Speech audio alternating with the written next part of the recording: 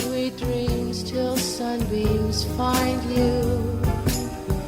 Sweet dreams that leave all worries behind you. But in your dreams, whatever they be, dream a little dream of me.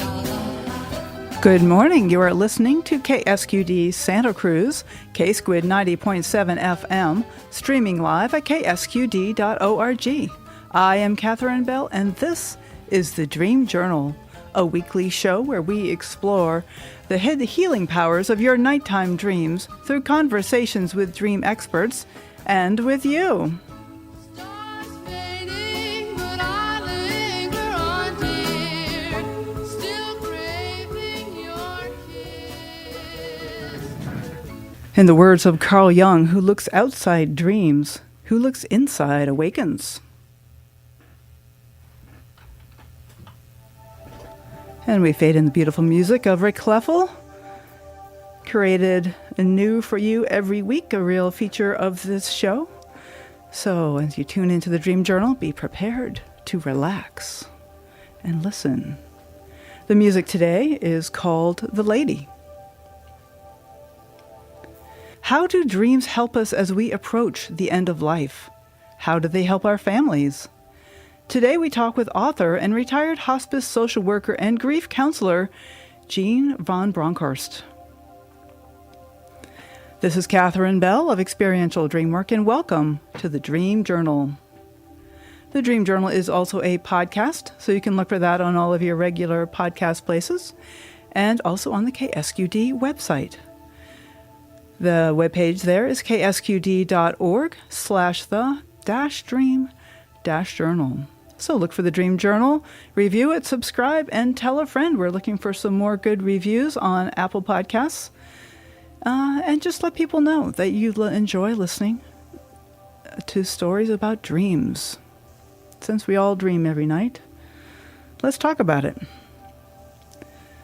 So, as usual, I'm going to start with my personal dream work.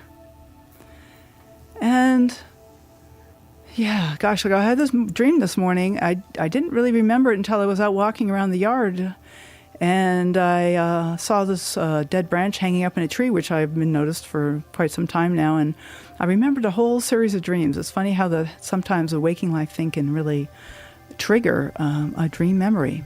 And in this dream, there was a branch like that, and the branch fell, and I was looking at it from a distance. And as it fell, it kind of picked up other branches, and then there was more branches falling. And pretty soon it had somehow sucked in the neighbor's house, and I saw a roof falling, and the whole house was tumbling down through the trees. And when it hit the ground and shattered, these people came running out. And wow, interesting. As I'm feeling into that, it kind of feels like a little bit of a shock, like a little shock to my system somehow. But the people were okay. They were okay. And they came out, and they didn't really spend a lot of time talking to me, but they kind of scattered. But like, is there something in my system that has fallen down? Is there some kind of shock that is happening to me? I didn't sleep very well last night, so maybe there's something about what was going on through my mind, what is happening in my life. You know, it's always good to tie these things into waking life, although dreams are not always about that. So I'm just kind of sitting with the image of the house falling down through the trees and hitting the ground. All right. So today, as usual, I will be inviting call-ins during the last 20-25 minutes of the show. The number you can call will be 831-900-5773, or you can email me at any time. I'm looking at the email right now. The email address is onair@ksqd.org. That's onair@ksqd.org. You can email me, and then in a little while, you'll be able to call in. Jeanne Van Bronkhorst is a nonfiction writer on dreams and end-of-life care. She has graduate degrees in psychology and social work and has worked with people facing life-threatening illness for more than 20 years as a hospice social worker, grief counselor, and now as a volunteer. She is the author of Dreams at the Threshold, Guidance, Comfort, and Healing at the End of Life, and Premonitions in Daily Life. She is working on a new book about the challenge of saying goodbye to someone we love and what can help us speak from our hearts. Okay, Jeanne, hello. Hi, I'm here. Hey, great. Okay. I'm delighted to be here. Fantastic. Okay, so, why don't you say a little bit about your dreams and what got you first interested in dreaming? I guess I will say, even before we get into that I know Jeanne Van Bronkhorst from the IASD and that we are on the board of directors together. And I always appreciate your solid suggestions and kind of reassuring presence. Plus, I attended your workshop at the conference and enjoyed learning a lot about dreams of the dying. It's something I'm very interested in myself as I was a hospice worker for several years, a volunteer. And I just really, there's something for me about being present with the dying. Yeah. There is, isn't there? Mm-hmm, mm-hmm. That in itself is, yeah. I always thought of hospice work as the work that really challenged me to be fully myself. Without the pretensions and without professionalism and without pretending to be somebody calm and comforting, but just the people who were dying just needed to be around human beings who were willing to be human. Mm-hmm. Just to be myself. Yeah. Hard to do. It is. Especially when I'm wondering, who should I be? Like, oh, myself? Oh, what? Yeah. Not meaning that I was spilling my guts to people, because I wasn't, but it was how to be present with my full self in that space. Yeah. And that becomes then a kind of a meditation or mindfulness that we can use in all aspects of our life. Yeah, absolutely. Mm-hmm. Absolutely. So let's get back to the question I initially asked. What first interested you in dreams in particular? I have kind of always been a strong dreamer. I think the time when I first realized something was odd about it was when I was 5 and a half, somewhere in there, and started realizing that some of my dreams were actually showing up the next day, like precognitive dreams, and trying to figure that out in a Catholic family with a lot of engineers. And it felt like there was a lot of people telling me that wasn't possible. And I kept seeing it happen.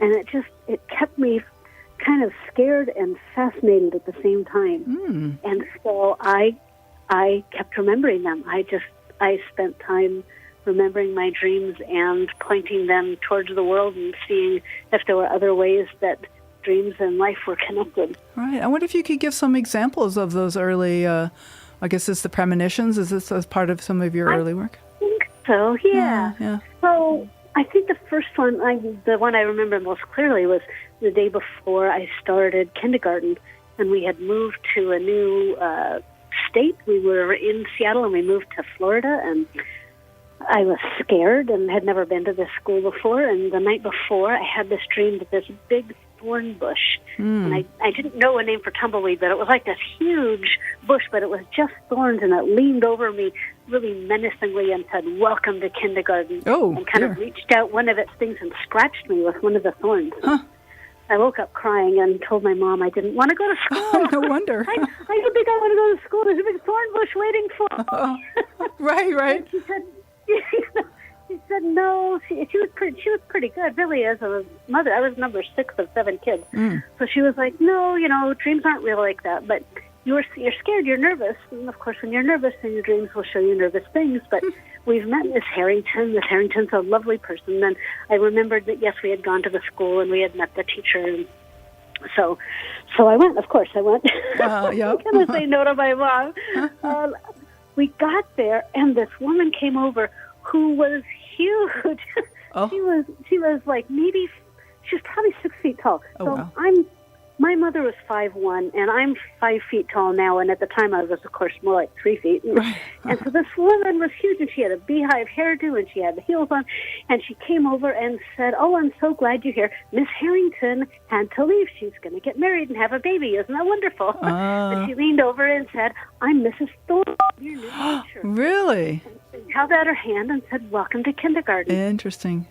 Miss And Thorne. it was like this flash of knowing that my mother was right, that I had made Mrs. Thorne into a scary thing because I was nervous.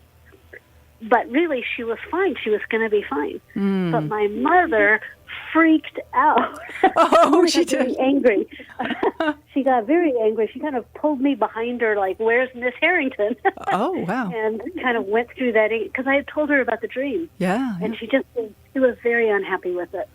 And that was when I realized that while it was what now I would call precognitive, it was about the future, and it was scary kind of combined, it still was not a good thing. That I needed to be careful. Oh, So interesting. there you go. So it was scary and thrilling and comforting all at the same time. Sounds like dreams are kind of like that, aren't they? They kind of are. They can be. They're so mysterious. I don't understand about them, but it's really fun learning. It's really fun keeping open to them. Well, I always keep in mind that dreams are doing their own thing. Like, they're this evolutionary part of who we are. And like even human bodies, we think we know a lot, but there's a lot we don't know. And same with dreaming. They have their own purposes. Like they evolved along with humanity and all the other mammals, as far as we know, dream. And so there's something evolutionarily important about them. But, they're doing what they do, and we can eavesdrop in on them occasionally, but, we don't really know what they're doing. But something helpful. Otherwise, we wouldn't be spending the energy to do them. Yeah. And we still have the ability, the capacity to be in partnership with them. Yes. They respond to us. Yeah. We can talk to them. They can talk back. We can ask for what we want. They can help us with things. It's amazing how much bigger they are than I am, and how responsive they are to what I'm looking for and asking for. Yeah. Well, I wonder. So you've had this. This is both a dream and a premonition, a kind of a precognitive dream, in one. And maybe you want to talk a little bit about how you came to work with hospice, because this is kind of what we want to get to today is the dreams and the dying, because we're talking about how dreams are this natural evolutionary process, and I want to get to how do they help us around the process of dying. But let's start with your interest in hospice. Well, again, I think that came from my dream life. Oh. Huh. I had a dream of meeting someone who was dying, and then found out later that he died that night. Oh, wow. And there was this sense of, again, that sense of kind of tiptoeing up to the ocean, really, of just, this is the biggest mystery of all for me, life and death. And here, somehow, this dream had been a meeting place for us. There was some kind of a way that the dream was bridging. And, so I was very interested in both dreams, and then kind of, is there a way that they bridge over and help people at the end of life? And then hospice came along, and I decided I really wanted to work there and find out more about it. And I ended up first working in a hospital, and on the cardiac unit where I worked for a while, I was meeting people who had been resuscitated. And so I started asking them, what do you remember? What do you remember? And it was just as part of my assessment of them. It was part of the normal duties, but that question was a little extra add-on. And most of them would say things like, well, I was walking down the street and then all of a sudden I'm here. Or, I was looking for something and, just total blank and here I am. But being able to tell the story of what their experience was important. And then every now and then people would say things like, I was suddenly enveloped in a light, loving energy, light, and I knew everything. I knew everything. Oh, wow. That's intense. And they would just be crying, so excited. having these near-death experiences. And so that just stuck with me, of course. Right. I mean, it was life-changing to hear these stories. Mm.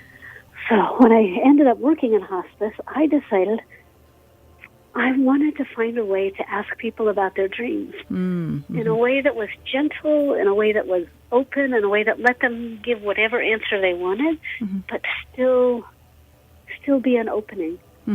And so, I'd go in as a social worker. I'm Jeanne, and I'm here to talk to you about food stamps or getting on Lifeline or, different things that you do to be comfortable. And I'd say, but how are you these days? How are you doing right now? And oftentimes people would answer, I'm fine. Oh, okay. Oh, right. Because we're all kind of geared toward that. And one day I just said, well, and how are your dreams doing? And that just opened up these amazing conversations. And people would have all kinds of responses to that. Sometimes it was along the lines of, ever since I started this pain medication, my dreams have turned purple and they're weird and I don't like it. And so we'd talk about changing the medication. We'd talk about talking to the nurse about, that can be changed. And sometimes it was things like, I don't dream I'm an atheist. What? Well, wait a minute. because why do those go together? I don't really know. Yeah. But it was interesting, and so I'd ask him about what being an atheist was like, and what did he think of as an atheist? How was he going through this period of time? And so it would open up these conversations about who they were as a human being, who they were at this time, apart from what their body was doing, but not only. Because sometimes we get so focused on, are you comfortable, are you eating, are you sleeping, are you in pain, are you able to get from, the chair to the bed to the bath. But to say, but how are your dreams, as if the spiritual life and the inner life is important too, just opened up a lot of doors. Right. And I started hearing these amazing dreams that people were having that were really comforting. Well, I want to really helping. I want to get to some real specifics here, and I have so many more questions, Jeanne. And I want to play a little piece of music. I always have my guests select the music, and today you're going to hear two different clips from Eric Satie. I wonder if you wanted to say a word about what that music means to you. Yeah. Well, what does it mean to you? Right? Yeah. I just love the Eric Satie music. It's funny. It's whimsical. I'm a classical singer and a classical musician, and so music is classical in tone, but it's very, it just has a playfulness to it and an openness, and he switches keys so quickly that it kind of opens my mind to new ideas. So when I'm starting out a new project, I often put on Eric Satie, and just it helps my mind wander around. Oh, fabulous. Okay, well, here's this first piece from Nacien from the piece called Lent.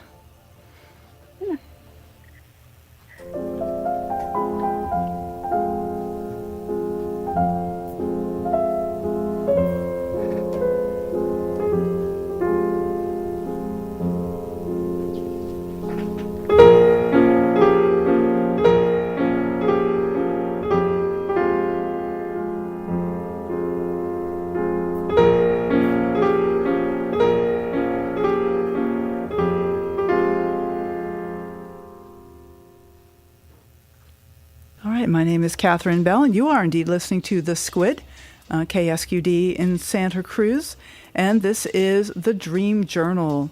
I'm here with my guest today, Jeanne Van Bronkhorst, and we are talking today about dreams and the dying. Hello, Jeanne. Hello. Yeah, so, you brought up an interesting thing that sometimes dreams are the product of side effects of medication. Like this, you gave the example of someone who was having strange purple dreams because of their medication. So that tells me about hallucinations. Can we talk a little bit about the difference between hallucinations and dreams? Oh, sure. And I think in particular the end-of-life dreams where they start moving into that visitation and visions.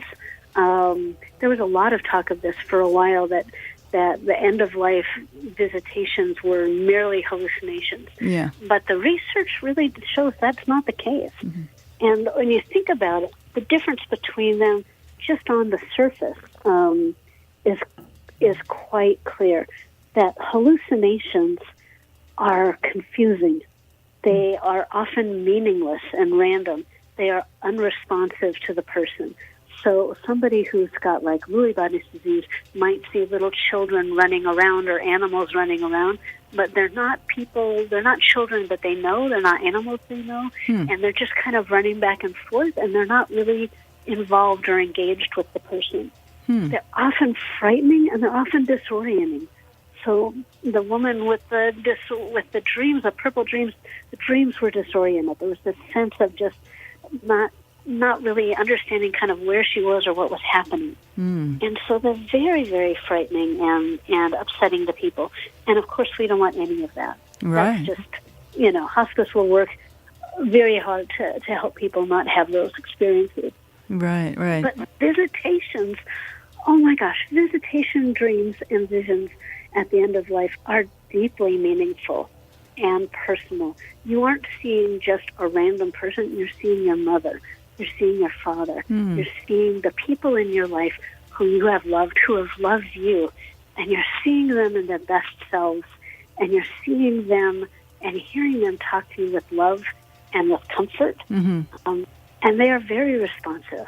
You can talk back and forth, and the people who are having these experiences have a clarity of mind to them. So apart from, and then in addition to that, there's a lot of research that showed these visitations are not connected to medication or to organic disease or to lack of oxygen or any of the other things they talk about. They really are separate.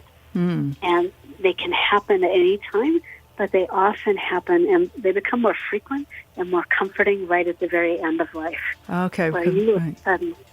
But, so you're talking about like this transition in dreaming where it's not hard and fast, but there's something about moving toward visitation, dreams of like dreaming of people who have died, and then visions. What would you describe a vision?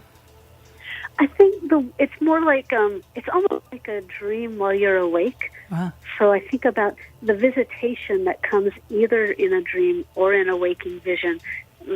As people get closer to dying, their consciousness really goes through a big change. There's a real sense of an altered state of consciousness where people go back and forth between sleeping and waking, back and forth, until sometimes they wake up and say, I think it was a dream, but it might have been I was awake, or maybe I'm awake now. And just that whole sense of, as the consciousness is fluctuating between here and I don't know where. Right. These things become confusing in that sense. But the people aren't confused about who they're seeing or what they're there for. Okay. Does Right. that make sense? Yeah, I think so. I mean, what is going through my mind is I'm wondering if maybe the whole sleep-wake cycle starts to break down at a certain point. That the dreaming versus being while we're awake instead of dreaming while we're sleeping, and maybe a little bit of both, or Yeah, it definitely changes. I don't know if I'd consider it breaking down or just becoming more permeable. I see. Okay. Yeah, But I don't know. don't think so. Well, I wonder if I don't know. I don't know. Well, we don't know. We're just kind of exploring, asking questions here, and wondering out loud. And the thing about the visitation dreams is I'd love to get some examples, but first I want to start out by saying just because I dream of a dead relative doesn't mean I'm about to die. Please. Yes, the caveat. Okay, I was doing this caveat that we have dreams of ourselves dying all the time. Oh, yeah. That Yep. They're usually I would say most often not precognitive. Yes. They're just, we use dying as a metaphor for change and for fear and for all those other great emotions that we have. Right. So that's one thing. Mm-hmm. And the other thing is that people who are dying don't always dream about dying. But they're often dreaming about their life and what's important in their life and what's meaningful. So there's no hard and fast, I want to say there's no hard and fast rule, but there is something that happens as people get closer to dying where certain themes of dreams do start emerging, which is really interesting. So apart from the visitation dream, people will have dreams of going on journeys, being on planes, being on buses, ferries, walking up a winding path.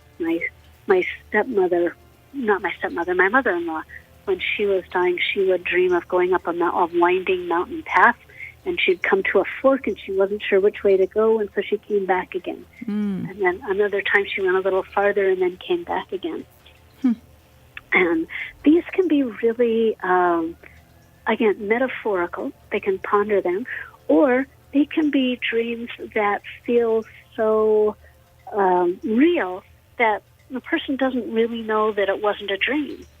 So I was meeting with a woman, a friend of mine, Sylvie, and she was getting close to dying, and I came in one day, and she said, I went on a cruise last night. It was great. And she wasn't talking metaphorically, and she wasn't saying, I dreamed about being on a cruise. She said, I was on a cruise. And I could see by her body language that she was still kind of flush with the excitement of it all. Like she was moving. She talked about the dancing that she did, and she kind of was moving her body like she was going to dance again. And she talked about the band. And so I just would ask her questions about the experience itself, like who was there, and who did you see, and what was it like? And, you know, she said that champagne was decent. It was decent champagne. It's like, okay. All right, I'll take it. I thought that was great. And she said everybody on the cruise, she said we all had our own cruise director. And then when we got to the other side, I said, well, what happened when you got to the other side? She said, well, everybody else got off, but I decided to come back. Oh, interesting. I said, why is that? She said, well, my cruise director was pretty young. She really didn't know what she was doing very well, so I need to train her up a bit more. Okay. I said, well, I hope the next time you go, she'll be ready for you. She'll be in a better place. And she kind of looked at me and said, oh, do I get to go again? I said, I don't see why not. Right. You know, and we never talked about it like it was a dream, but within a week she had died. And I'm hoping that she found that cruise again. Right. Yeah. Right. And you're ready to go over to the other side and get off the boat. Yeah. She got there. I love that. And, you know, I love the way that you're describing talking with this woman about her dream and not saying, oh, you were just dreaming, dear, or it doesn't mean anything, or like even using the word dream, just treating it as like this is an experience, and so what was it like? I love the way that you're talking about that, so we can really hold the space for these people to explore what's true for them.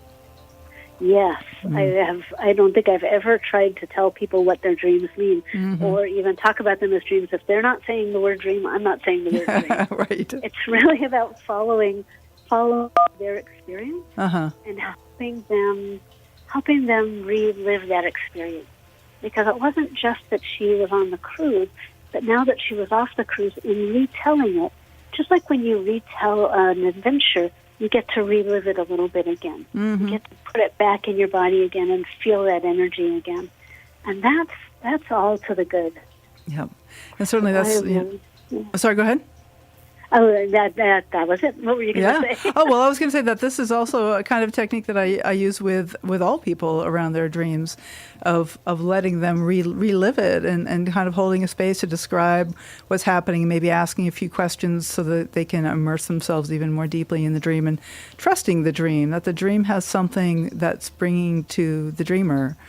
And, you know, especially in cases where people are, you know, very in the hospital or medicalized, or even if they're at home, that they're having less and less control over their lives, that they get to have these journeys, these nighttime journeys, or, you know, daytime visions, and if we can give them some power there, some agency. I think so. I think not only do they get the power and the agency in the dream, but by telling the dream, they go from being a patient in need of physical support to a storyteller, to a dreamer, to someone who's sharing something precious. And that becomes, because families, of course, want to hear how their beloved people are doing. Family caregivers are, oh my goodness, they have the hardest job. Yes. And it can be such a tragic time watching someone you love falter and die.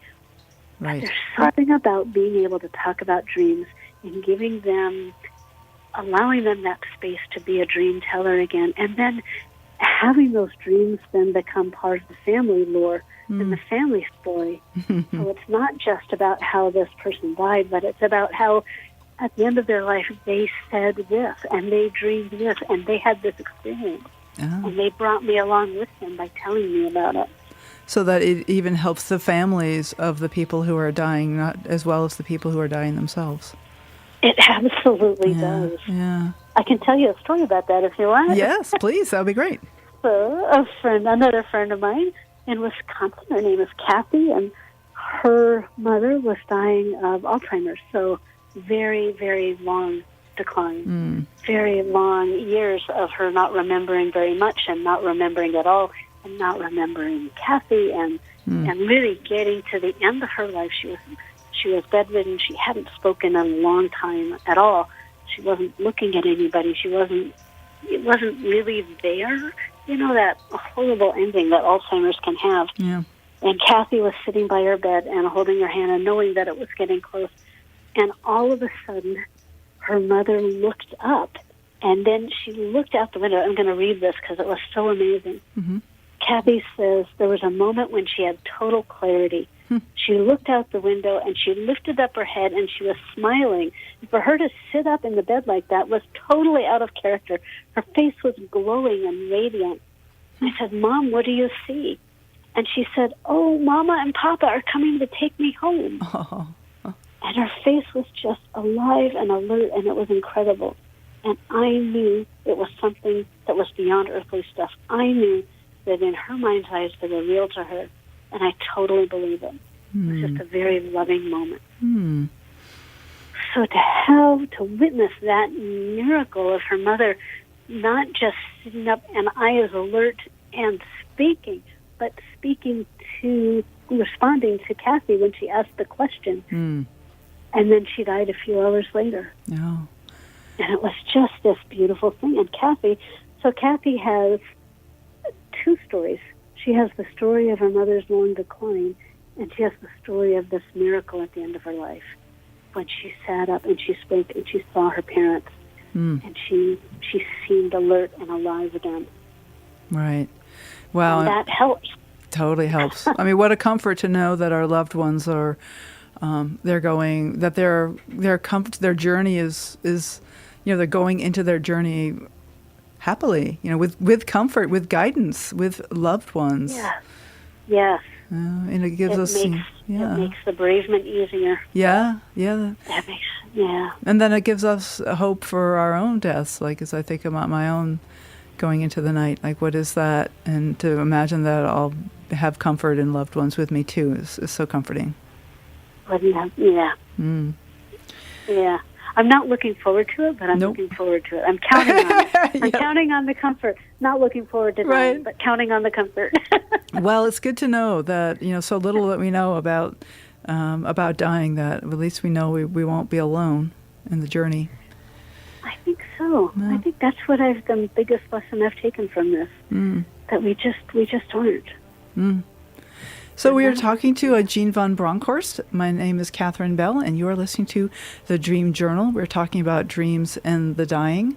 And we're going to play another piece of Eric Satie, recommended by Jeanne. And we will be right back.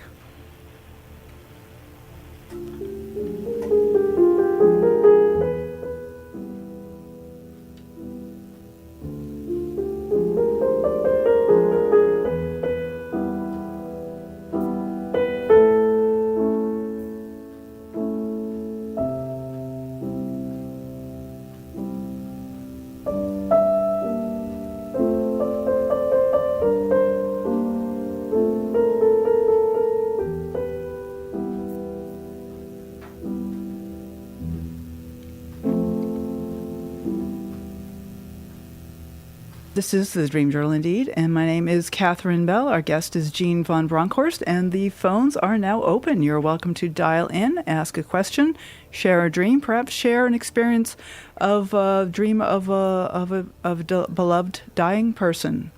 I also want to share with you a listener review from Apple Podcasts. It says, expand your world. I love this show. If you value your dreams and what they can teach you, Catherine's guests will open up so many avenues of exploration. Your only problem will be deciding which tantalizing path to follow as you expand your horizons. Robert Waggoner's work in particular has been a boon for my journey, but I have a long list of practitioners I've met via this program whose techniques I want to try it out. Check it out on Dream On. Thank you, Nimuela, for your review on Apple Podcasts. So I would love to have some more reviews up on iTunes, Apple Podcasts, and thank you so much for your contributions and to telling your friends about the Dream Journal. So the phone is open, 831-900-5773. Max is standing by to take your calls. And we have also the email. You can email me at onair@ksqd.org,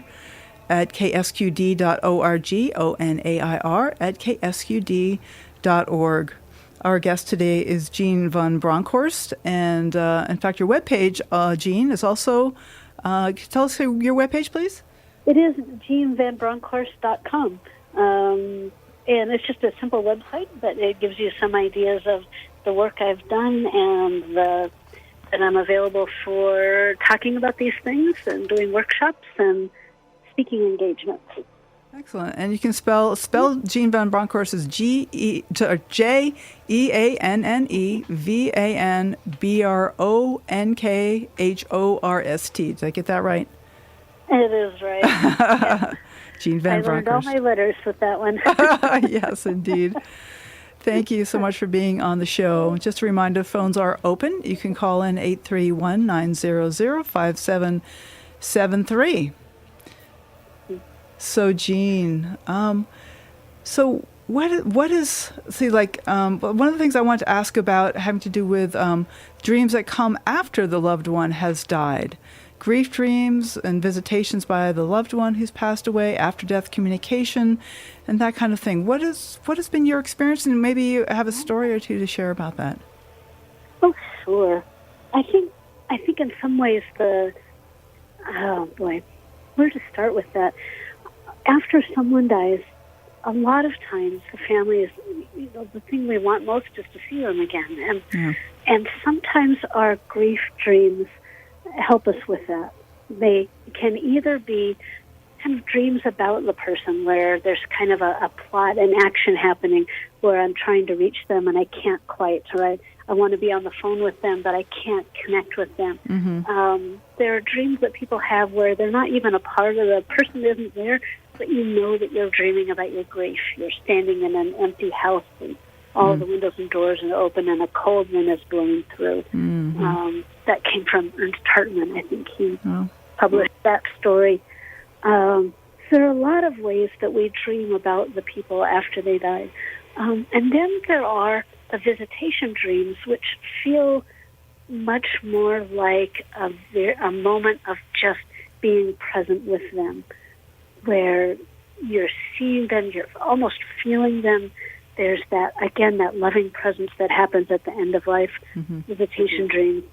And there's often a sense of comfort and reassurance that they're coming from somewhere. They often look healthy again. If they died when they were old, sometimes they look younger. If they died when they were very, very young, sometimes they look a little older so they can speak to us. And they often are radiating this sense of that they're safe, that they're well, that they're able to still love us. Mm-hmm. And those dreams actually have been found to make a profound transformation in the dreamer. That they wake up knowing in their bones that their loved one is safe. So there's a story of a woman who lost her mother when she was a girl, and throughout her life, as she went through major transitions, she would dream about her mother. And they would be grief dreams, and they were important dreams to her.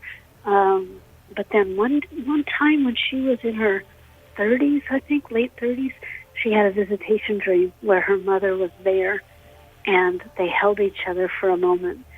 And when she woke up, she said there was like a piece of that grief that she had always held a hole that had been filled up. Mm-hmm. But it's an interesting, it's like a bodily sense that without the visitation dream, it can feel like they're lost. They're gone, they're lost. There's a sense of not just lost to me, but kind of lost. I don't know where they are. And the visitation dream takes away some of that lostness. Mm-hmm. So now it feels like they're away, but they're not lost. And it makes a huge difference, just for people to feel reassured. Yeah. And even people who don't believe in the afterlife have reported, but I feel different. Whatever you believe doesn't really matter, I guess, is how you feel. Yeah. I feel different. I feel reassured. I'm still not sure what happens at the end of the afterlife, but I feel reassured. Yeah. Yeah. But for people who do believe in the afterlife, it's a complete confirmation that they still are. Mm-hmm. And that's lovely. It is lovely. And there's something that's coming through my mind having to do with Tibetan Dream Yoga, which is I've studied a little bit about it, and my understanding is that the idea is that we practice becoming conscious in our dreams because it's practice for transcending the afterlife, and that it will help us, like as we die, as if falling asleep is somehow analogous to passing into the other world, to ceasing to be alive anymore is like ceasing to be awake, and there's some kind of parallel there, or maybe even the dream state does allow us access somehow to that other state, and I wonder, what kind of what your thoughts are along those lines. I think so. I think there's a lot we don't understand about our own consciousness. Yes.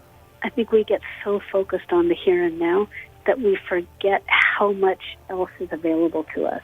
And I like the dream yoga with that sense of they are practicing switching focus, really. So staying awake in dreams is like playing with those levels of consciousness. Mm-hmm. So I do a practice when I'm reading, because I love to read, and what I will do is I'll practice letting myself get immersed in the story, of course, because when you're reading, you just kind of get immersed, right? You're in the other world. But then every now and then I'll pull myself out, and I'll look around the room, and I'll remember no matter what's happening in the story, I am sitting in a room. I am sitting in a safe place. And then I go back into the story again. And for me, that's practicing for the end of life. That there's this sense that we are immersed in our lives, good or bad, and then at a certain point, we will suddenly remember that we are in a room. We're in a safe place. And we're outside the story, but we still are. So the analogy would be that the story is the life, and the safe place would be afterlife. Is that? Yeah. I see. Yeah. That's quite a meditation. That's like, reminds me of these. I don't know what they're called, but there used to be a fairly popular theme of like wearing a ring with a skull on it, or a bracelet to remind us all of death. That there is a way that being reminded of death can make life that much sweeter, more important. Yeah, I've seen that too. I don't think I'd ever do that. That feels a bridge too far. Right, or the graveyard meditations, but I like playing with the consciousness. Yeah, right. I like playing with switching the focus of my awareness from very centered to out as far as I can, and then very centered, and then out as far as I can, so that here can be here at my table, or it can be here in the city, or it can be here in North America, or it can be here on Earth, and I can feel as I say that each one gives me a different felt sense of where I am. Right. Because we do know very little about consciousness. I mean, they call it the hard problem of consciousness. And what does it even mean? I mean, reading a piece in the New York Times recently about consciousness, and there's more and more evidence that animals have it too. And, it brings in all kinds of ethical questions, like what is the importance of consciousness, and will robots ever have it? If we're going to just go all the way down the rabbit hole, like what is consciousness? That would be hard. That would be hard. But for me, it's not so hard to imagine that animals have consciousness, because they, you see these soulful looks from our pets, and yet they definitely do. They definitely have.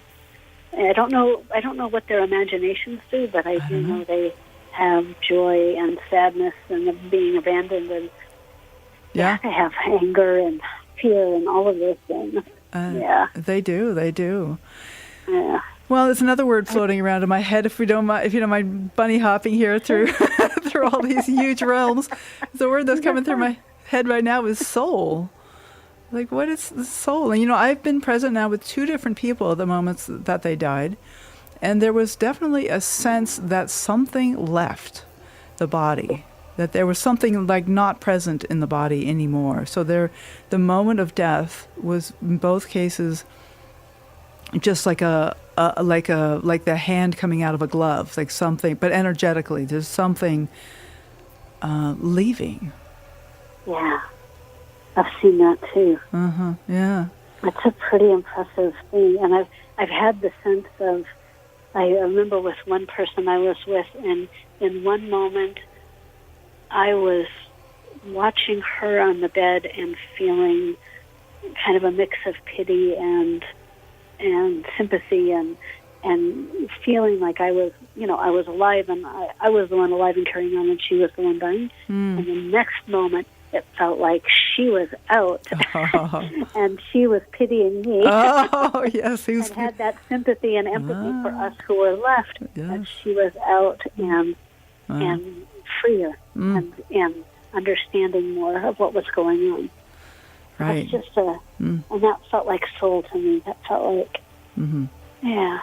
Well, I've certainly had the experience of dreaming about a beloved deceased, and the relationships even with our beloveds can be complex, and there's things that they maybe didn't understand about our experience during life, or how their actions affected me, and yet after death, I've had experience of the loved one coming back and just kind of recognizing, like having a whole different point of view, like recognizing that they weren't always kind in waking life, and just so allowing me some forgiveness, kind of both ways, really.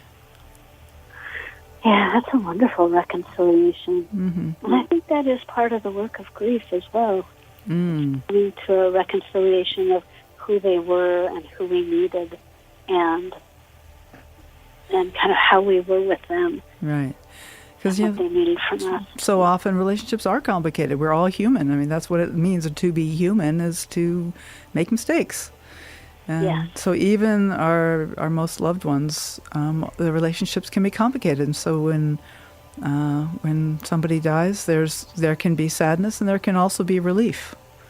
And just kind of an ending of opportunities. But there's still ways that we can work things out, even with people who have died. I really believe that, and I've experienced that a relationship isn't over when the person leaves their body. Yeah, I think that's part of the grief experts are catching up with this as well. It used to be when, a long time ago, I guess in the 50s, my parents had a baby who died right at birth, was strangled and died.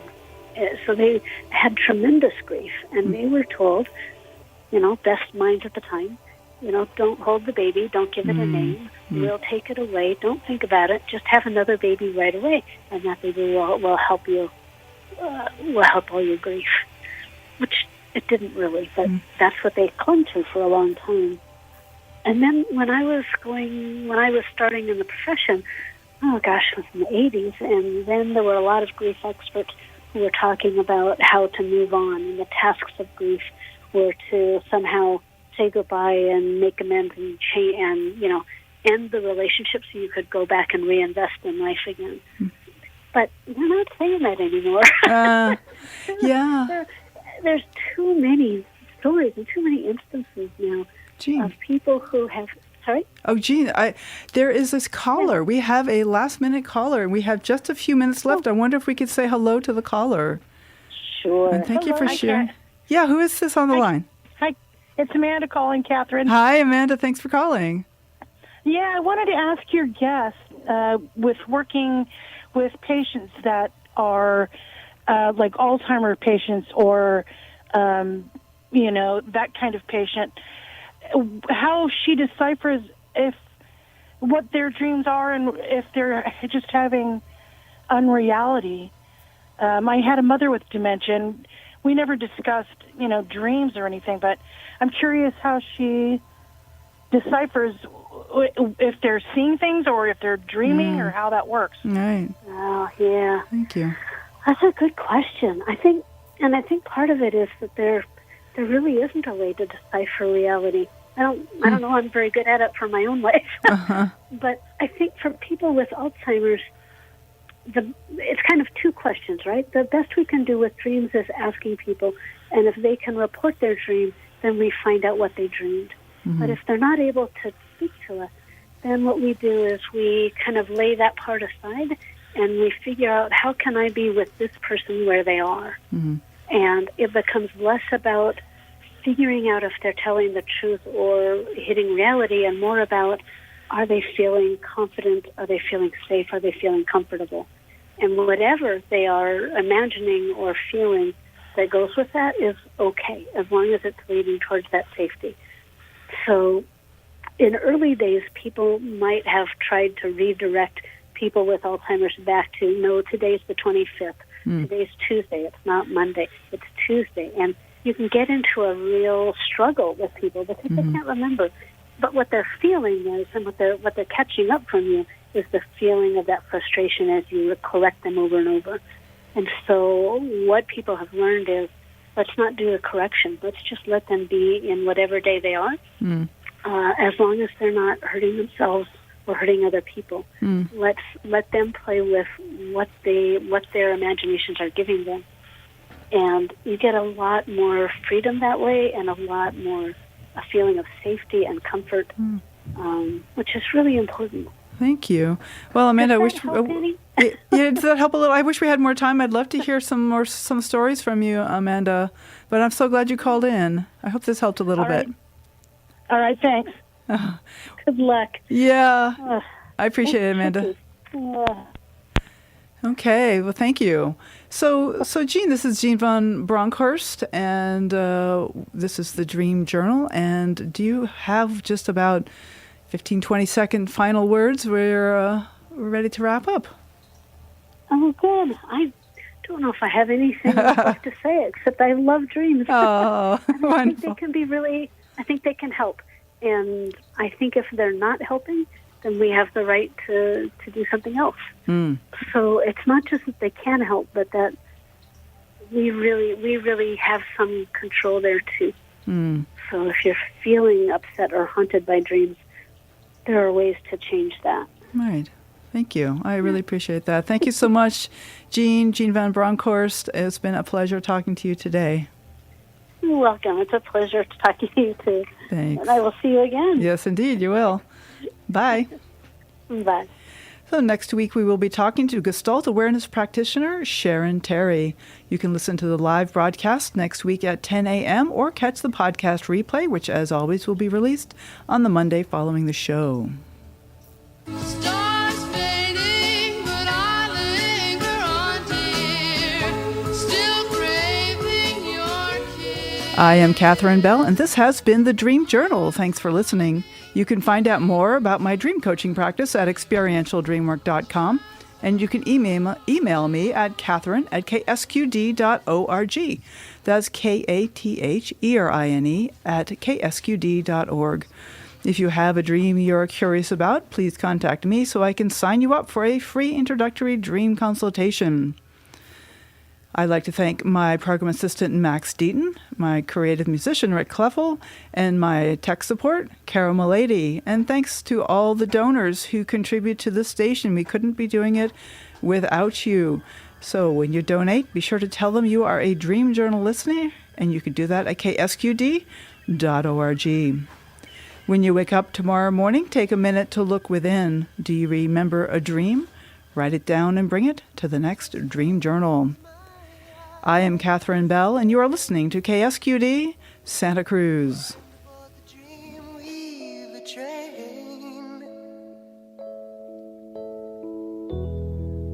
Trying to take away my